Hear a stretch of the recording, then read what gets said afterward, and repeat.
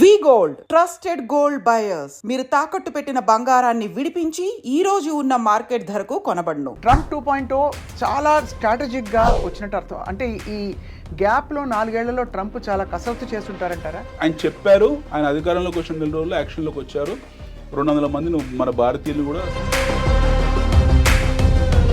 ఈ డిపోటేషన్కి ప్రధాన కారణాలు ఏంటండి?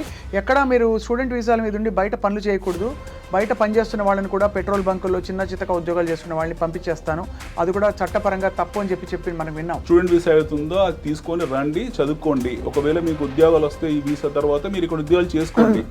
బట్ మీ వీసా గడువు ముగిసిన తర్వాత,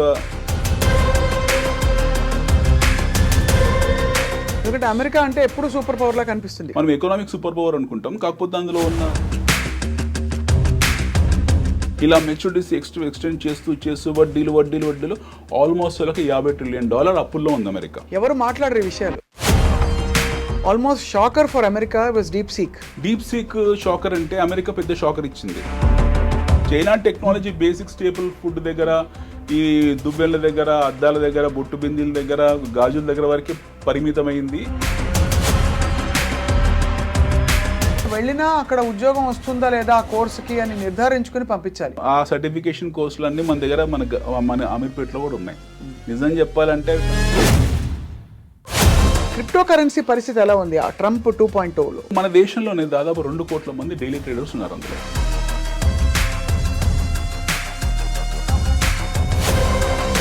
అలాంటి సూసైడ్స్ ప్రపంచవ్యాప్తంగా చాలా ఎక్కువ ఉన్నాయి.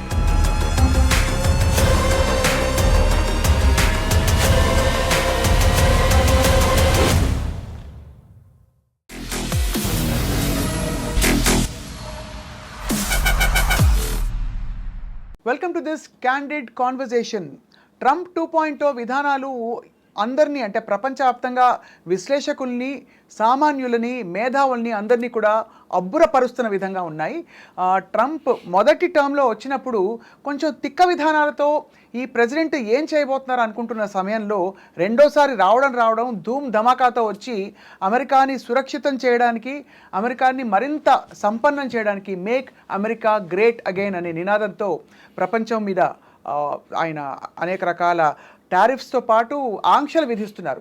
భారతదేశం ఎలా ఎఫెక్ట్ కాబోతోంది ఈ అంశాలపై మాట్లాడబోతున్నాం. ఫైనలీ అంతా పైసామే పరమాత్మ హే.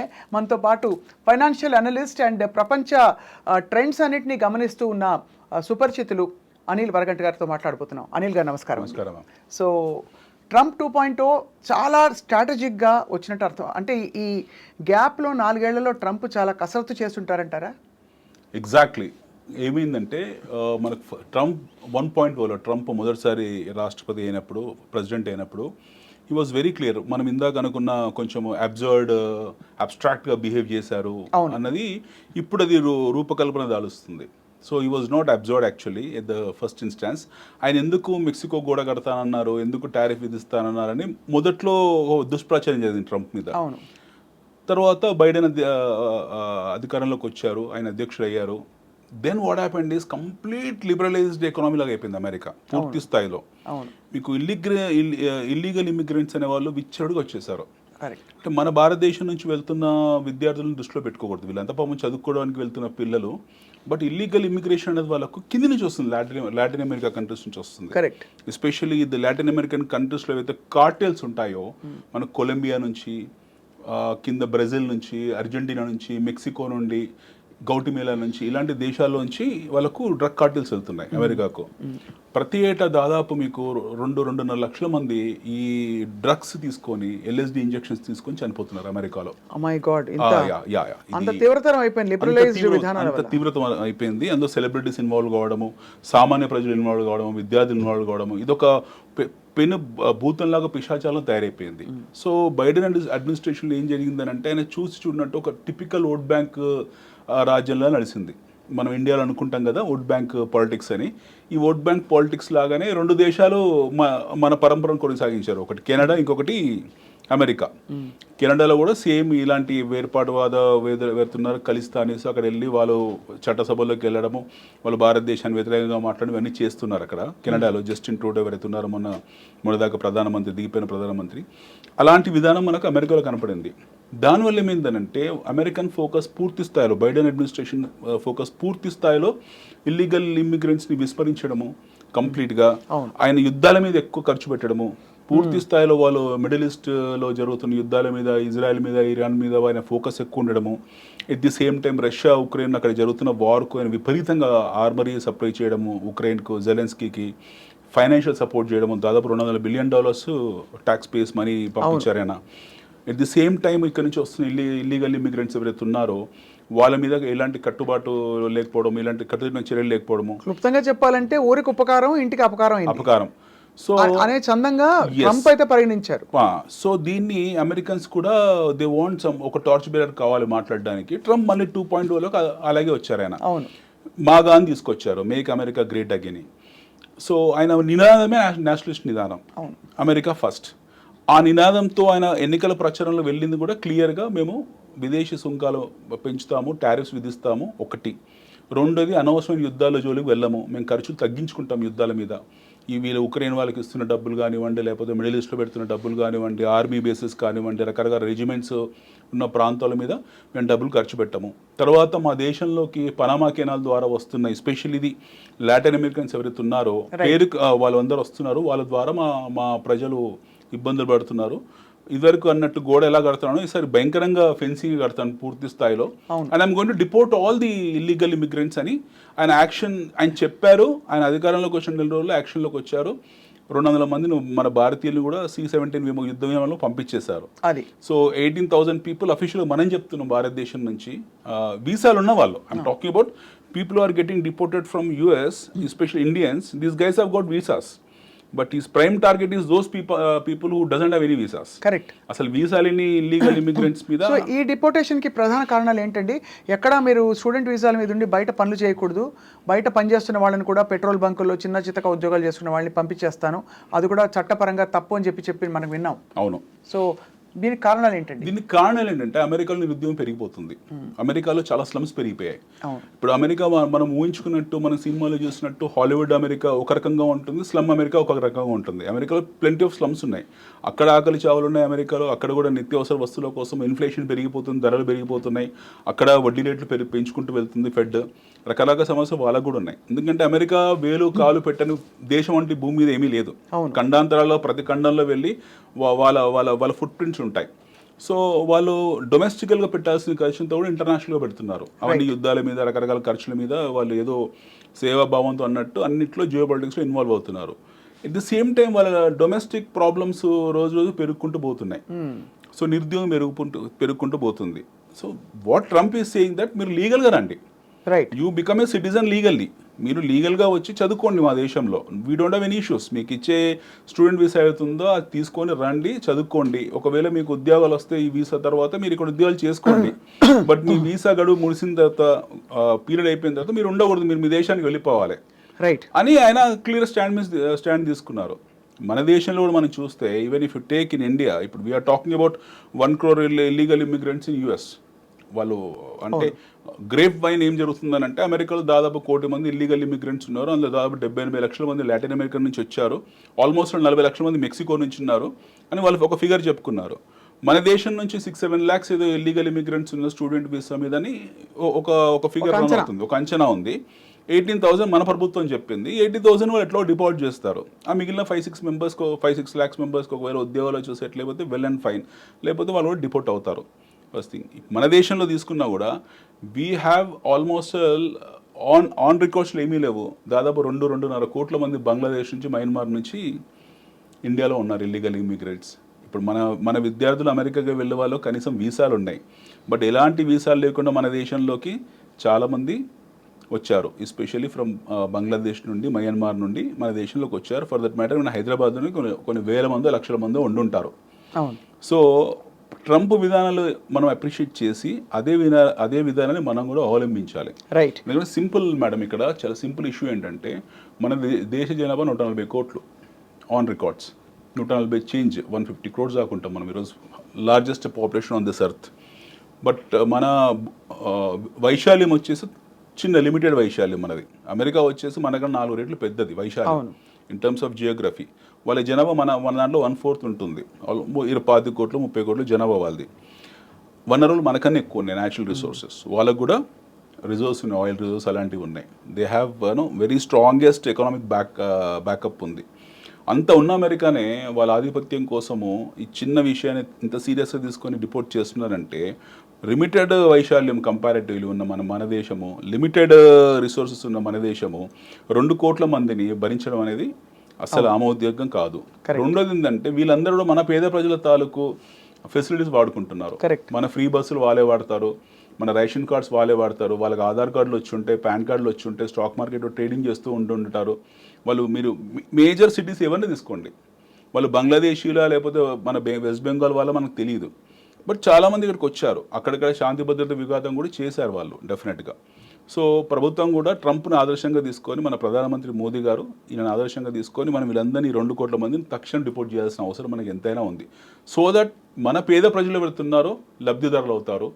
ఈ ఆసుపత్రులు కానివ్వండి, లేకపోతే ఈ రేషన్ కార్డ్స్ కానివ్వండి, మనం ఇస్తున్న మౌలిక వసతులు ఏమన్నా కానివ్వండి, గృహ నిర్మాణాలు కానివ్వండి, ఇవన్నీ లెజిటిమేట్గా ఉన్న భారతీయులకు లభిస్తాయి. రైట్. సో ఈ థాట్ ప్రాసెస్ పెట్టుకుంటే వీల్ బి క్వైట్ కంఫర్టబుల్. అవును.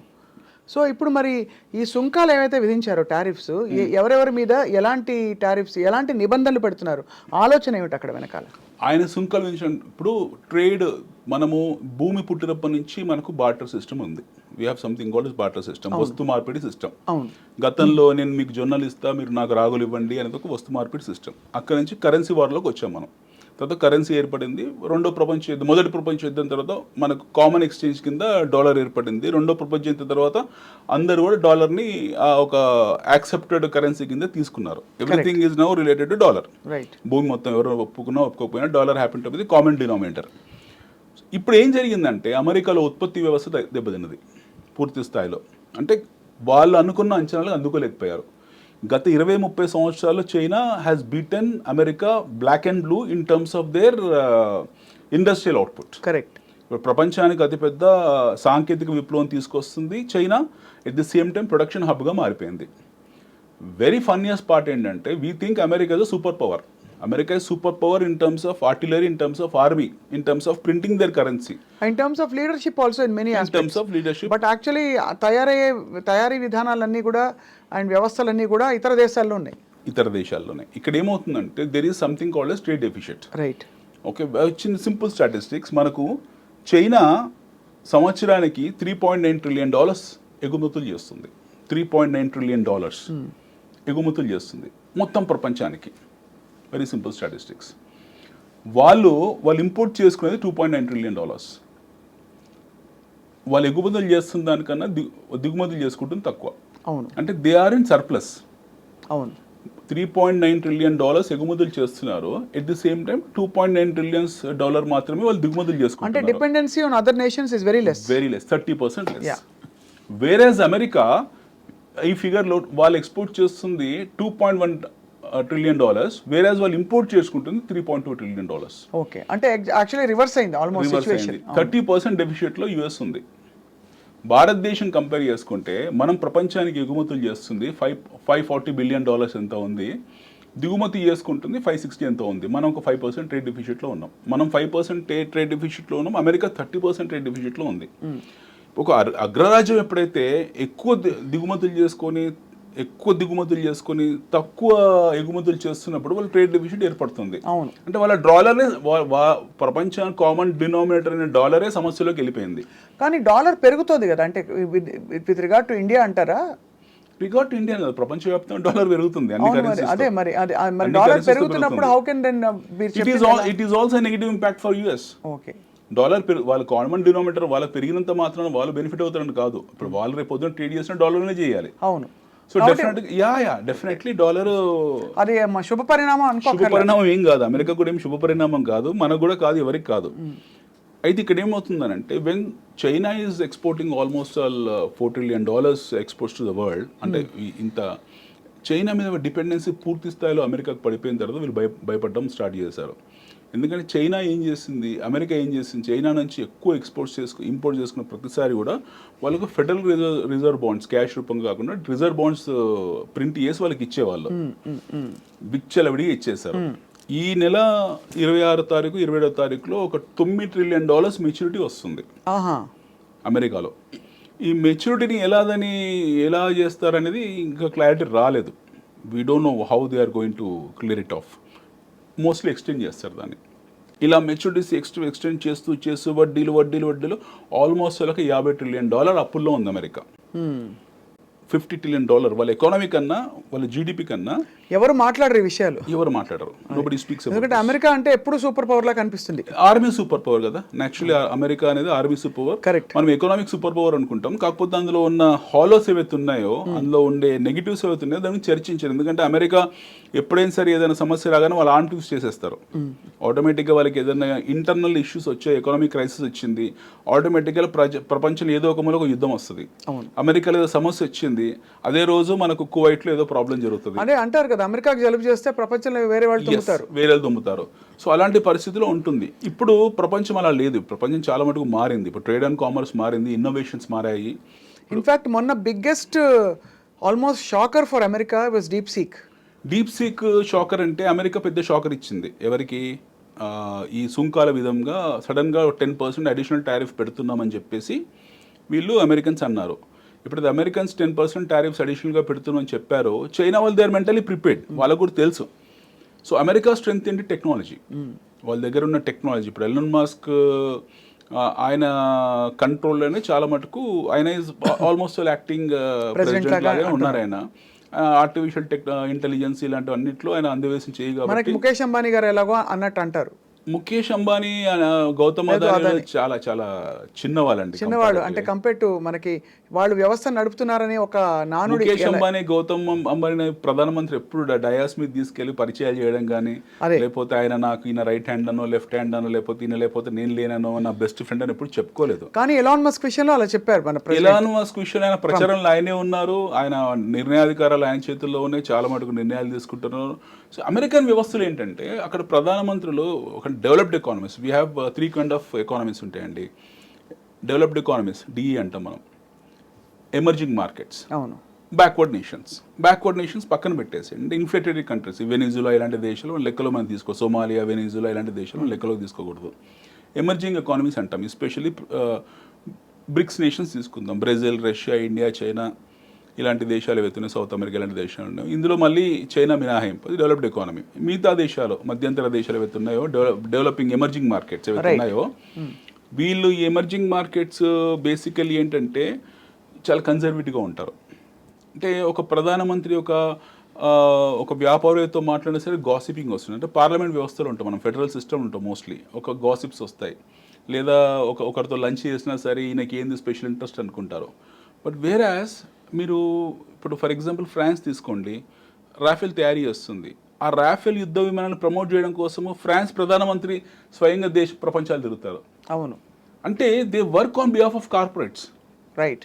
They work on behalf of corporates. At the same time అమెరికాలో కూడా అదే సిస్టమ్.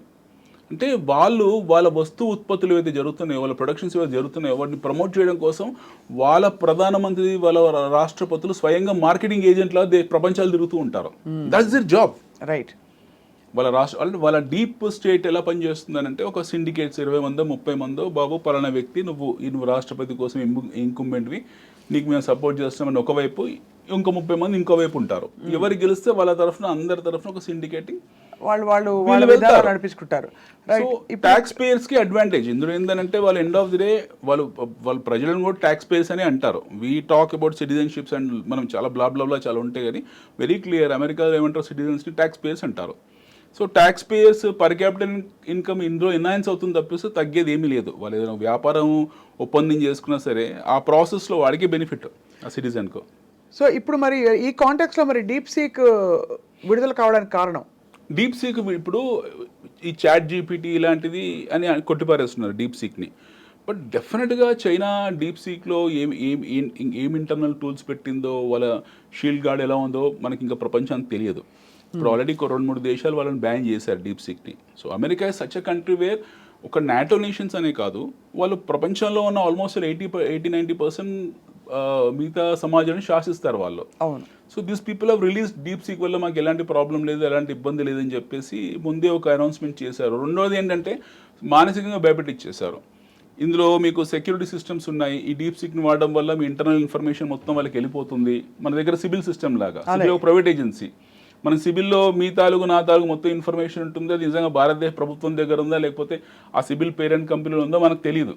సో సిమిలర్లీ డీప్ సీక్లో మీరు ఇన్ఫర్మేషన్ స్టోర్ చేసా, ఇన్ఫర్మేషన్ అడిగా, ఏం చేసా సరే అది మళ్ళీ వాళ్ళకు షాంఘై హెడ్ క్వార్టర్కి చేరేస్తుంది. దానివల్ల మీకు ప్రాబ్లం ఉంటుంది, మీకు సెక్యూరిటీ ఉంటుంది. China is not a trust worthy country అని చెప్పి ఒక క్రియేట్ చేశారు. దానివల్ల డీప్ సీక్ ఎంతవరకు ప్రాబల్యం చూపిస్తుంది అనేది మనకు తెలియదు. అంటే ఊరికే రావడం రిలీజ్ వరకు ఓకే, సినిమా కలెక్షన్స్ ఉంటాయో చూడాలి అంతే. Deep seek so deep seek అనేది పెద్ద బాంబు కాదు. డీప్ సీక్ బాంబే ఏంటి, ఈ పార్టీకి మనకు ఐటీ కంపెనీస్ అని కుప్పగొలిపోయేవి. అదే, అండ్ మనకి స్టాక్స్ కూడా తెలిసేవి కదా సార్ అలా అయితే. అబ్సల్యూట్లీ. ఈరోజు stock market 1 day 2 day effect అయింది. ఒకటి 2 రోజులు తీవ్ర స్థాయిలో ఒడిదుడుకులో గురైంది. డీప్ సీక్ ఏదో పెద్ద ప్రభావం చూపిస్తుంది, డీప్ సీక్ అనేది ఏదో పెద్ద ఎవర్ గ్రాండ్ ఇష్యూ లాంటిది, లేకపోతే డీప్ సీక్ అనేది పెద్ద సప్రైమ్ క్రైసిస్ లాంటిది అని చెప్పేసి 1-2 days అందరూ అనుకున్నారు. ఇప్పుడు దాన్ని అర్థం చేసుకొని మొదలు పెట్టారు, దీనివల్ల ప్రమాదం ఏమీ లేదు, ఇది ఒక మామూలు చాట్ జీపీటీ లాంటిది, ఇలాంటి ఎన్నో ఉండే టెక్నాలజీలో కొత్త ఆవిష్కరణలు జరుగుతుంటాయి, దీనివల్ల ఇష్యూ ఏం లేదని చెప్పేసి ఒక నిర్ధారణకు వచ్చి మళ్ళీ స్టెబిలైజ్ అయ్యారు. బట్ నిజంగా డీప్ సీక్ అన్వీల్ అవుతుందా, ఎప్పుడు అన్వీల్ అవుతుందో మనకు తెలియదు. ఇంకోటి ఏంటంటే చైనా టెక్నాలజీని చైనానే నమ్మదు. ఎందుకంటే చైనాలో 5th generation ఫ్లైట్స్ ఉన్నాయి, 6th generation ఫ్లైట్స్ ఉన్నాయి వాళ్ళ దగ్గర. JU-7 రకరకాల ఫ్లైట్స్ ఉన్నాయి వాళ్ళ దగ్గర. ఇప్పుడు మనకు స్టెల్త్ బాంబర్స్ యూఎస్లో ఎలా ఉన్నాయో, యూఎస్లో ఏవి వాళ్ళది లేటెస్ట్ వర్షన్స్ ఏవైతే ఉన్నాయో ఫ్లైట్స్, యుద్ధ విమానాలు అలాంటివి చైనాలో ఉన్నాయి. కానీ అది ఇంతవరకు ఎవరు చూడలేదు ఆ యుద్ధ విమానాలని. దూరం నుంచి చూసి ఇదొక 6th generation ఫైటర్ అట అనుకొని వెళ్ళడం తప్పిస్తే నిజంగా అది ఎప్పుడు ప్రయోగంలో జరగలేదు, ఎప్పుడు ఫ్లై అయినట్టు కూడా నిర్ధారణలు లేవు. సో డీప్ సీక్ కూడా అలాంటిది అని చెప్పేసి వీళ్ళు దాన్ని కొట్టిపారేశారు.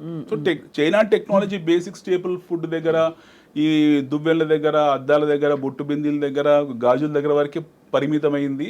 దీనికి అంతకన్నా ముందుకు వెళ్ళే అంత సీన్ లేదు అని ఒకటి క్రియేట్ చేశారు, ఒక ఎన్వైరన్మెంట్. అంటే అది మొదటి నుంచి ఉంది మనకి. ఈవెన్ ఇతర వస్తువుల్లో కూడా మేడ్ ఇన్ చైనా అనగానే మీరు ఫస్ట్ నమ్ముతారు చెప్పండి, చైనా ప్రోడక్ట్ అంటారు. చైనాలో 1,00,000 క్వాలిటీస్ ఉన్నాయి. మేడ్ ఇన్ చైనా వస్తువులు అమెరికా పూర్తి స్థాయిలో వాడుతుంది. ఇప్పుడు చైనా ఒక ఆట బొమ్మ ఉందండి, ఒక టాయ్ ఉంది, వాడు 100 grades తయారు చేస్తారు అందులో.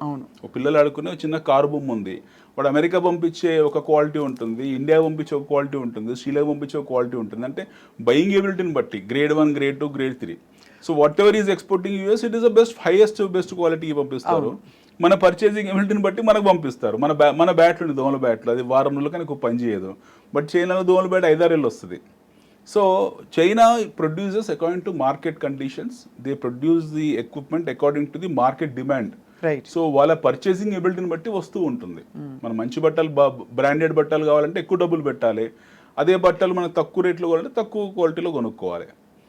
So China is definitely a threat in terms of economic affairs.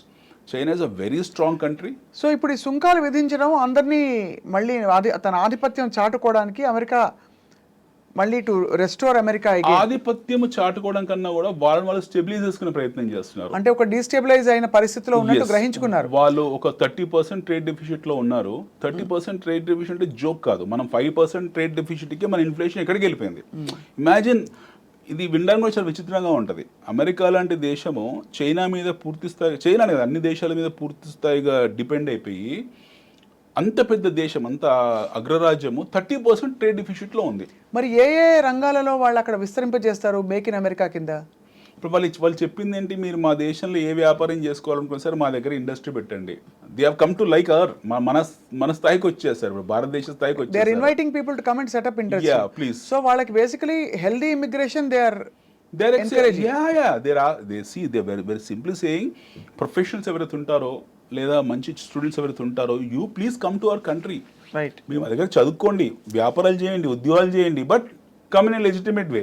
అదే మీరు అన్ని డ్యూ డిలిజెన్స్ అన్ని ఆ బ్యారికేడ్స్ అన్ని పాస్ అయ్యి పద్ధతి ప్రకారం రండి మా దేశంలోకి. అంతే తప్పిస్తే వీసా గడువు ముడిచిన తర్వాత మా దగ్గర ఉండిపోయి పెట్రోల్ బంక్లో పనిచేస్తా, హోటల్లో వెయిటర్గా పనిచేస్తే కుదరదు. ఎందుకంటే ఎండ్ ఆఫ్ ది డే మళ్ళీ మేము భరించాలి అదే మీ మీ మీ తాలూకు ఖర్చుల్ని, మీ తాలూకు రవాణా సౌకర్యాలని, మీ తాలూకు సబ్సిడీస్ని మేము భరించాల్సి ఉంటుంది మా ట్యాక్స్ పేయర్స్.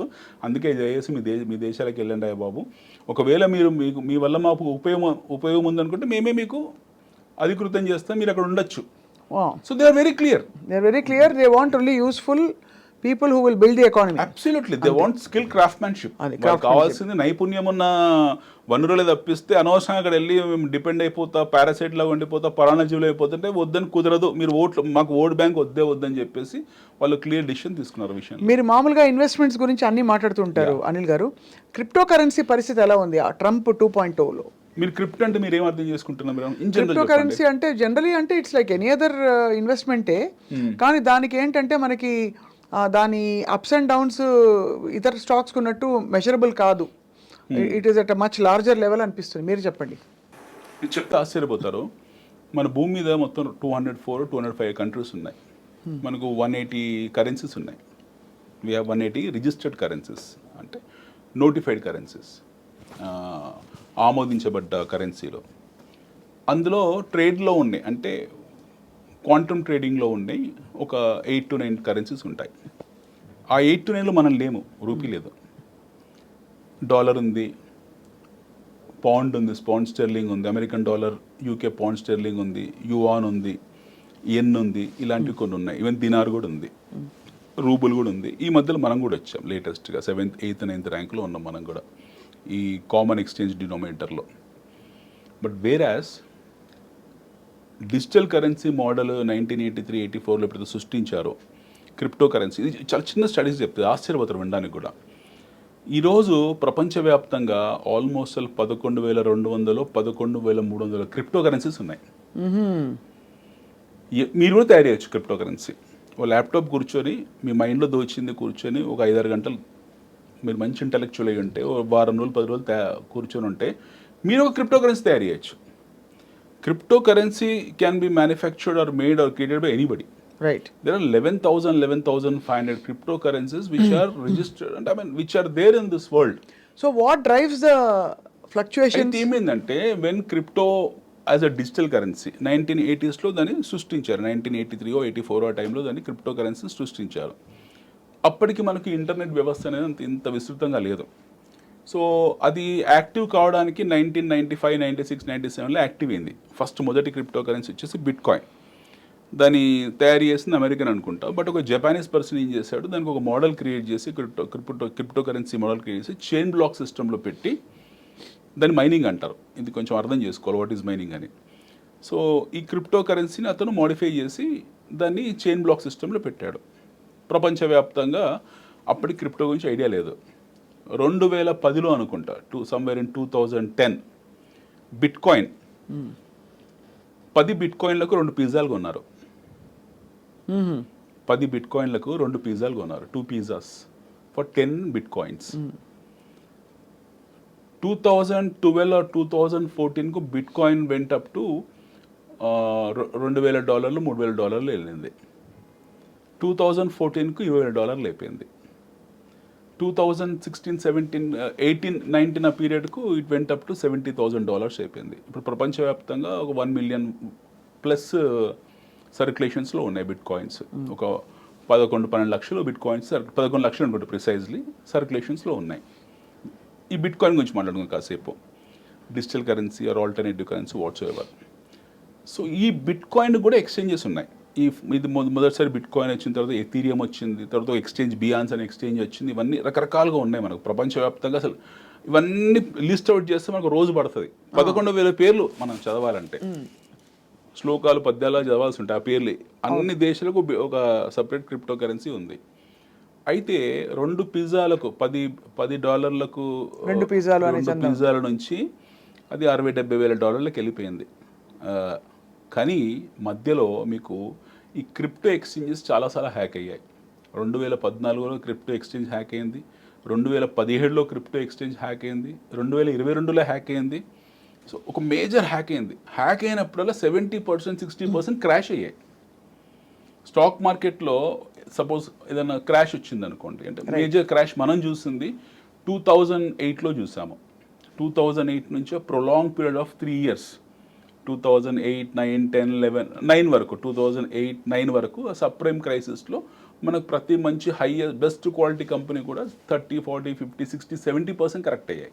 కొన్ని బ్యాంక్ రప్ట్ అయ్యాయి, కొన్ని కోలుకోలేదు ఆ టైంలో. బట్ గుడ్ క్వాలిటీ కంపెనీస్ అన్ని మళ్ళీ రికవర్ అయిపోయి ఈరోజు మల్టీ బ్యాగర్ కంపెనీస్ లాగా నిలబడ్డాయి. Right. This the first instance what we have seen. మన జనరేషన్లో మనం చూసిన మొదటి stock market correction, crash correction ఏమని అనుకోండి. 2008 సబ్ ప్రైమ్ క్రైసిస్ అనేది ఒక కరోనా లాంటిది అనమాట. మొత్తం ఎంటైర్ క్యాపిటల్ మార్కెట్స్కి ఒక కోవిడ్ లాంటిది 2008. దాని తర్వాత ఇలాంటివి వచ్చాయి మధ్యలో. దాని తర్వాత మళ్ళీ మనం అంతే తీవ్ర స్థాయిలో చూసింది కరోనా. కోవిడ్ టైంలో కూడా ప్రపంచవ్యాప్తంగా 40, 50, 60% మార్కెట్స్ కరెక్ట్ అయ్యాయి. అవును. And that recovered in span of 3 to 4 months.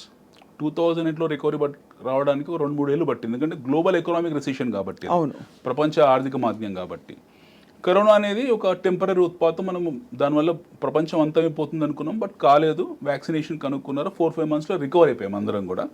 Markets మళ్ళీ యథాస్థితిలోకి వచ్చి ఎప్పటిలాగా రన్ అవుతున్నాయి. ఇది జనరల్గా మార్కెట్స్ గురించి. సో ఇప్పుడు క్రిప్టోని మీరు ఎలా పొజిషన్ చేయాలనుకుంటున్నారు? కరెన్సీ, డిజిటల్ కరెన్సీ అని చెప్పారు. డిజిటల్ కరెన్సీ లాగా పొజిషన్ చేయాలనుకుంటున్నారా, ఇన్వెస్ట్మెంట్ టూల్ లాగా పొజిషన్ చేయాలనుకుంటున్నారా అనేది ఆ ఇండివిజువల్ పర్సన్ మీద ఆధారపడి ఉంటుంది. Right. That is the description of the individual person how you want to position. So క్రిప్టోలో ఓవరాల్ క్రిప్టోలో బిట్ కాయిన్ కావచ్చు, ఏమైనా కావచ్చు, మీకు మన దేశంలోనే దాదాపు 2 కోట్ల మంది డైలీ ట్రేడర్స్ ఉన్నారు. అందులో there are about 2 crore people who trade every day crypto, especially bitcoin and ethereum. ఈ రెండిట్లో ట్రేడ్ చేసే వాళ్ళు ఉన్నారు. సో స్టాక్ మార్కెట్లో క్రాష్ అయినప్పుడు స్పేస్ ఇస్తుంది మీకు. It gives some space for you, space and time ఇస్తుంది ఎగ్జిట్ కావడానికో, లేకపోతే పొజిషన్ హోల్డ్ చేసి పెట్టుకోవడానికో. ఒకవేళ మార్జిన్ కాల్స్ ఇచ్చినా కూడా 3 days 4 days టైం ఇస్తుంది. కరెన్సీ మార్కెట్లో ఏంటంటే కరెక్షన్ వచ్చింది అనుకోండి, రూపీలో మ్యాక్సిమం కరెక్షన్ 3%, 4% వస్తుంది. కరెక్షన్ వస్తే మార్జిన్ ట్రేడ్లో ఉంటారు వీళ్ళు. ఈ క్రిప్టోస్లో కరెక్షన్ వస్తే ఒకేసారి ఒక ఫ్లాష్ ఆఫ్ మినిట్స్లో, ఫ్లాష్ ఆఫ్ సెకండ్స్లో 10%, 20%, 30% కరెక్షన్ వస్తుంది. ఎక్స్చేంజెస్ హ్యాక్ అయినప్పుడైతే 60-70% కరెక్షన్ వస్తుంది. ఈ ట్రేడర్స్ ఎవరైతే ఉంటారో, ఎస్పెషల్ ట్రేడింగ్ చేసేవాళ్ళు ఈ ప్లాట్ఫామ్ మీద, వీళ్ళు కరెన్సీ లాగే ట్రేడ్ చేస్తారు. వీళ్ళకి మార్జిన్ ఇస్తారు.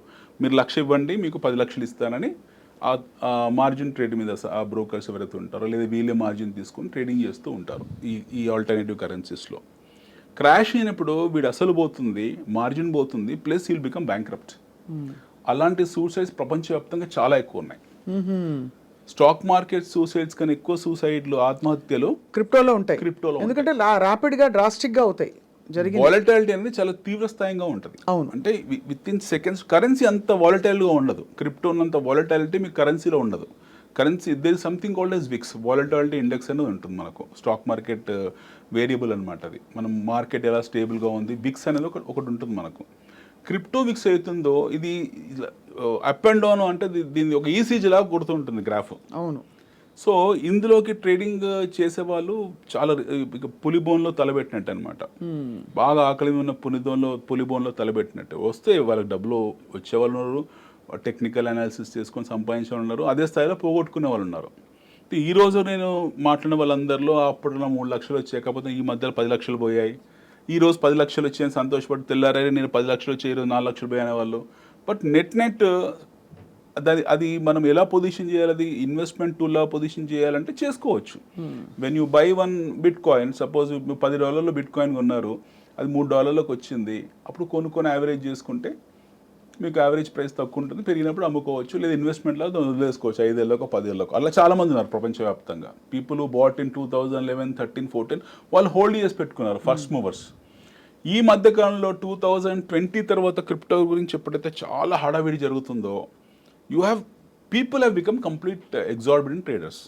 ఎక్స్టెంపోర్ట్ ట్రేడర్స్ అయిపోయారు. అంటే పొద్దున్న రేస్తే రాత్రి వరకు మనకు క్రిప్టో ట్రేడింగ్ గురించి టీవీలో మాట్లాడడము, బిజినెస్ ఛానల్స్లో మాట్లాడడం, పేపర్లో మాట్లాడడము, వాట్సాప్ గ్రూప్లో మాట్లాడడం, ఈవెన్ పల్లెటూళ్ళల్లో హౌస్ వైఫ్స్ కూడా క్రిప్టో గురించి మాట్లాడుతున్నారు, క్రిప్టో ట్రేడింగ్ గురించి. సో ఈ విషయవలయంలో తెలుసో తెలుకో చాలా మంది ఇరుక్కుపోయారు. But they have to be very cautious. వాళ్ళు చాలా జుడిషియస్గా ఉండాలి. పెరుగుతుంది, ఆల్మోస్ట్ లైక్ గ్యాంబ్లింగ్ లాగే ఇంచుమించు. గ్యాంబ్లింగ్ స్పేస్ ఉంటుంది మీకు. You have space in gambling. Right. Gambling psychrometric analysis ఉంటుంది, ఎదుటోడు వేసే ట్రిక్స్ మనకు తెలిసిపోతాయి. ఇప్పుడు గ్యామ్లింగ్ ఆడేవాళ్ళు 4, 5, 10 మంది ఉంటారు క్యాసినోలో, 20 మందో 30 మందో ఉంటారు మాక్సిమం. మనకి 20-30 మంది స్టడీ చేసే ఉంటుంది. When you are playing in exchanges, right, ప్రపంచవ్యాప్తంగా చైనీస్ ఉంటాడు, రష్యన్ ఉంటాడు, అమెరికన్ ఉంటాడు, జెకోస్లోవేకియన్ ఉంటాడు, యూ కెనడియన్ ఉంటాడు, ఎవరెవరో ఉంటారు, నైజీరియా ఉంటారు. You don't know who are they, and they have bucks also, and you have large cartels involve అయి ఉంటారు అందులో. So crypto is going to there forever. Crypto ఎప్పటికీ ఉంటుంది భూమి మీద. కానీ చాలా జాగ్రత్తగా బడాబాబుల చేతిలో అది ప్రస్తుతం. అలా అని కూడా చెప్పలేం మేడం. ఇప్పుడు అందులో క్రిప్టోలో చిన్న బాబులు బడాబాబులు అయిపోయారు, తర్వాత బడాబాబులు ట్రేడింగ్ చేసి చిన్న బాబులు అయిపోయారు. So people who were holding this currency for last 13-14 years consistent hold చేసిన వాళ్ళు బిలియనీర్స్ అయ్యారు. ఇందాక అనుకున్నాం కదా, 2 పిజ్జాలకు ఇంత వచ్చేది ఈ రోజు ఇంత వస్తుందని. అవునవును. సో ఇప్పుడు ఈ స్థాయిలో క్రిప్టో కొనుక్కొని ఇన్వెస్ట్మెంట్ లా పెట్టుకోవడం అనేది ఐ డోంట్ నో, వాళ్ళ డిస్క్రిప్షన్ అది శ్రేయస్కరమా కాదా అనేది మనకు తెలియదు. ఇప్పుడు అంత ultimately it boils down to America విధానాలు ఎలా ఉన్నా కూడా భారతదేశానికి ఏమిటి, ఇండివిజువల్గా మనకేమిటి అంటే మీరు ఏం సలహా ఇస్తారు? మనకి ఏమి ప్రాబ్లం లేదు మేడం, మనం నాన్ ఐలాండ్, ఏ విధమైన మనకి ఏ ప్రాబ్లం ఎప్పుడు ఉండదు. ఎందుకంటే మన టాలెంట్ ఎప్పుడు అలాగే ఉంటుంది, మనకి డిమాండ్ అలాగే భారతదేశానికి అలాగే ఉంటుంది ఎప్పటికీ. We're one of the finest quality people on this earth when it comes to keeping mouth shut in other countries. వేరే దేశాలకు వెళ్తే తలదించుకొని పని చేసుకునే వాళ్ళు మనం. మ్యాక్సిమం ఏం చేస్తారు మన వాళ్ళు, ఆ డాలాస్ వీధుల్లో, లాస్ ఏంజల్స్ వీధుల్లో ఏ మంచి మూవీ వస్తే ఊరేగింపులు చేసుకొని మా హీరో అని కొట్టేసుకుంటారు తప్పిస్తే అంతగానే బియాండ్ మనం చేయలేము. అంతే. ఆ చట్టసభల్లో వెళ్ళేంత స్పోక్స్మెన్షిప్ కానివ్వండి, లేకపోతే అవి మనకు లేవు. అంటే భారతీయ ఆరిజిన్ లో ఉన్న వాళ్ళు కమలా హారిస్ గారు అంతవరకు వెళ్ళారు కదా దాదాపు. వెరీ వెరీ అంటే అలాగే కొంతమంది రిపబ్లికన్స్ లో కూడా కొంతమంది చూసాం. Very few people. ఎంత పర్సెంటేజ్ ఆఫ్ పీపుల్ ఉంటారు భారతీయులు అమెరికాలో? చాలా తక్కువ పర్సెంటేజ్ ఆఫ్ పీపుల్. అదే ప్యాషనెట్ గా వెళ్ళిన వాళ్ళు ఉంటారేమో తప్పిస్తే, ఇప్పుడు వివేక రామస్వామి ఇలాంటి వాళ్ళు 2-3 ఉంటారే తప్పిస్తే మీకు అంతగా ప్రభావితం చేసే వ్యక్తులు మనం కాము. మనం బినైన్ గా ఉంటాం, హెల్ప్ఫుల్ గా ఉంటాం. We're nice people, we're respected people. మనం నిజాయితీగా ఉంటాం. పరదేశంలో ఉన్నప్పుడు మనం ఇంకా జాగ్రత్త ఒళ్ళ దగ్గర పెట్టుకుని ఉంటాం. సో మనకు ఆ ప్రాబ్లం లేదు. We don't have any problem when it comes to our safety and security. ఒకటేంటంటే ఇక్కడ ఉన్న తల్లిదండ్రులు వెళుతున్నారు, ఫర్దర్గా యూఎస్ పంపించాలనుకున్నప్పుడు జాగ్రత్తలు తీసుకోవాలి. అక్కడ వాడు నిజంగా వాడికి జాబ్ వస్తుందా, ఎందుకంటే 30-40-50 lakhs ఖర్చు పెట్టి వాళ్ళు విదేశాలు పంపిస్తున్నప్పుడు ఈ డిపోటేషన్స్ అన్ని దృష్టిలో పెట్టుకొని వాళ్ళు పంపించాల్సిన అవసరం ఉంది. అవును. This saga will continue. మీకు ఈ 4 years జరిగేది ఇదే. యూఎస్లో 4 ఏళ్ళు నేషనల్ ఇండియా ఫస్ట్ అని మనం ఎలా మాట్లాడుతున్నాం, వాళ్ళు అమెరికా ఫస్ట్ అని మాట్లాడుతున్నారు. కాబట్టి అంటే వెళ్ళినా అక్కడ ఉద్యోగం వస్తుందా లేదా ఆ కోర్సుకి అని నిర్ధారించుకుని పంపించాలి. యాక్చువల్గా అమెరికాలో మన యూనివర్సిటీస్ కన్నా ఏదో ఎంఐటీ లాంటి కొన్ని యూనివర్సిటీస్ పక్కన పెడితే మన ఎంఎస్ చదువుకోవడానికి వెళ్ళిన వాళ్ళు వారానికి 2 రోజులు 3 రోజులు 3 గంటలు 4 గంటలు చదువుతారు. ఆ ఎడ్యుకేషన్ సిస్టమ్, ఆ సర్టిఫికేషన్ కోర్సులు అన్నీ మన దగ్గర మన అమీర్పేటలో కూడా ఉన్నాయి. నిజం చెప్పాలంటే అవి టంగ్ క్లీనర్ లాంటి సర్టిఫికేట్లు అవి. సో వాటిని బేస్ చేసుకున్న వాళ్ళకి అక్కడ ఉద్యోగాలు వస్తే చెల్లుబాటు మోర్ ఇంపార్టెంట్. వాళ్ళకి అక్కడ చెల్లుబాటు ఉంది కాబట్టి సర్టిఫికేట్ చెల్లుబాటు ఉండి ఉద్యోగం వస్తే వెల్ అండ్ ఫైన్ మేడం. ఒకవేళ వాళ్ళకి ఆ సర్టిఫికేట్ ఉద్యోగం రాలేదు అనుకోండి, వాడు ఇండియాకి వచ్చాక మళ్ళీ వాడు బేసిక్ డిగ్రీ మీదే ఉంటుంది. నేను అమెరికాలో ఎంఎస్ చేశారంటే మన కంపెనీస్ యాక్సెప్ట్ చేయవు. ఎందుకంటే వీఆర్ మన దగ్గర మన ఎంట్రీ బ్యారియర్స్ చాలా ఎక్కువ. అవును. యూఎస్ కన్నా ఎంట్రీ బ్యారియర్స్ ఇండియాలో ఎక్కువ. క్వాలిటీ కంట్రోల్ చాలా. ఎస్ వీ హ్యావ్ డూపాంట్ స్థాయి క్వాలిటీ కంట్రోల్ ఇన్ఫోసిస్లో ఉంది, టీసీఎస్లో ఉంది, కాగ్నిజెంట్లో ఉంది, వైంట్రీలో ఉంది. Our companies are so strong when it comes to picking up man power. So in other words పిల్లల్ని ఇన్వెస్ట్ చేసి పంపించేటప్పుడు ఈ 4 ఏళ్ళు అయితే డెఫినెట్గా ఆలోచించాలి. విధాన మార్పిడి. ఎందుకంటే ఇప్పుడు బర్త్ రైట్ సిటిజన్షిప్ కూడా ఎత్తేస్తామని అన్నారు. 19 ఫిబ్రవరి నుంచి అది అమల్లోకి వస్తున్నారు. అది ఎంతవరకు దానికి 22 రాష్ట్రాల్లో ఆమోదం లేదని కూడా తెలుస్తోంది. But never the less Trump has really strengthened the walls of America. He's trying to create a barricade. He's trying to create a barricade that you cannot just go and intrude. ఒకటి ఇల్లీగల్గా intrusion అనేది పూర్తి స్థాయిలో అతను ఆపేస్తున్నాడు. Panama కెనాల్ని కూడా తీసుకునే ప్రయత్నంలో ఉన్నారు. వాళ్ళ సిస్టర్ అంటే వాళ్ళు దే ఆర్ సో, అంటే కొన్ని విధానాల్లో నిర్ణయాలు తీసుకున్నప్పుడు చాలా హార్ట్లెస్గా ఉండాల్సి వస్తుంది అంటారు కొన్ని విధానపరమైన నిర్ణయాలు. You take the example of Canada. Canada వాళ్ళ సిస్టర్ నేషన్ అంటారు అమెరికాకు, కెనడాకు. అలాంటి కెనడా మీదనే ట్రంప్ వెళ్ళి సుంకాలు విధించేశాడు. నిన్న రాత్రి మళ్ళీ రిట్రైవ్ చేశారు మొన్న రాత్రి. Otherwise he went and tax even Canada also. So he is not sparing anyone. అంటే Americans is a representative of Americans. American deep state is not sparing anyone. వాళ్ళ సిబ్లింగ్స్ కూడా స్పేర్ చేయట్లేదు. వాళ్ళు Canada లాంటి వాళ్ళని tax చేస్తున్నాడు, మనం nothing వాళ్ళ ముందు. Right, final question Anil garu, which is a very pertinent question. Who is the number 1 super power in the world అంటే ఏం చెప్తారు? Or who is going to be in the next 10 years?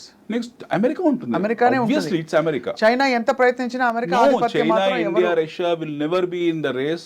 Even next 10 years or next 20 years అయినా సరే we will become economic superpower. There is no Doubt thought about in that. Yes, innovation. ఎందుకంటే America is a army face అండి. America is not just a dollar face. America is an army face.